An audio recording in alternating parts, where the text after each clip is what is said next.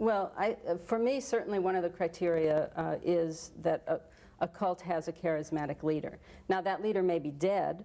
That doesn't mean that there's still not a leader and that his or her value system is still not in place.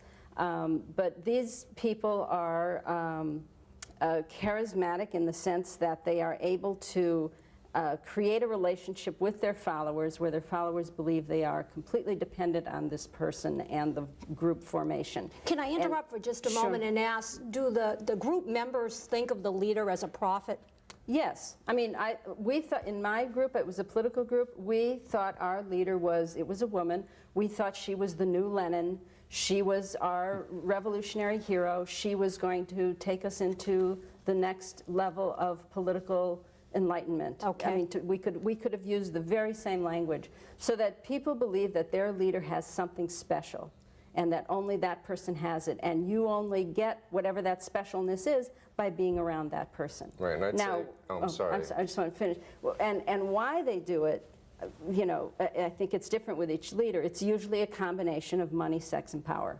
Some combination of that. Not every leader is going to need or want the same things, but depending on the leader's proclivities, that's what the group is going to end up doing. That's why you can have some groups are celibate, some groups are free sex, some groups the leader has 99 Rolls Royces, in another group the leader will live in a closet. Right. I mean, it really depends on what the propensities in that person's mind. But I'd put power at the top of the list, and those other things as sub-things, because that's the one universal that I see. And power becomes an addiction.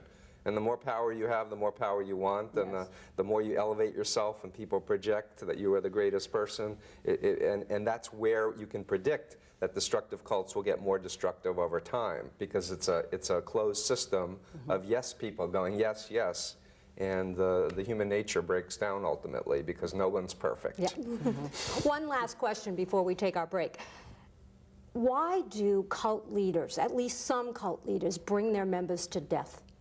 Is it they're losing power? Well, I think, again, there's not one answer, and I think what's complex about this whole issue, which gets back to what Larry was even saying, is that there's not one answer to any of these questions.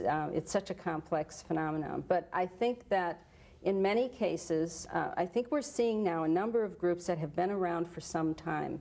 And when you have a group that's sequestered, where the leader has had this kind of unbridled power, and if the leader has any kind of pathology, any kind of tendency to act out in a destructive or self-destructive way, then when the conditions are such that he or she gets pushed to a corner or creates the corner for him or herself, then the suicides can happen. Now, some of those suicides have also included a lot of murders, as in Jonestown. Many of those people were murdered. They didn't willingly drink that suicide. Same with some of the Solar Temple people. Some of them were murdered. Heaven's Gate, you can say, yes, people all willingly drank that potion. On the other hand, there was incredible group pressure in that closed system. I mean, once they made those videos and said goodbye to everybody on TV, what were they going to do? Stand up and say, oh, guess what, gang, I don't want to do it? No, no, honest, good people don't do that. This excerpt is brought to you by the Massachusetts School of Law, the leader of reform in legal education and a leader in multimedia education for the public. To view the full interview and for a full listing of MSL's programs, log on to mslaw.edu.